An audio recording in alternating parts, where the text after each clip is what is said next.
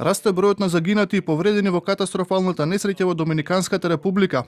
Повеќе од 100 лица загинаа, а преку 150 се повредени, откако се урна кров на дискотека, додека внатре во објектот концерт имал Руби Перес, познат пејач од Јужна Америка.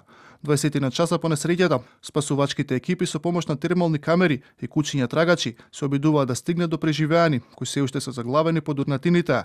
Се додека има уште надеж, ќе продолжиме да работиме. Има знаци кои не наведуваат да веруваме дека се уште може да има преживеани.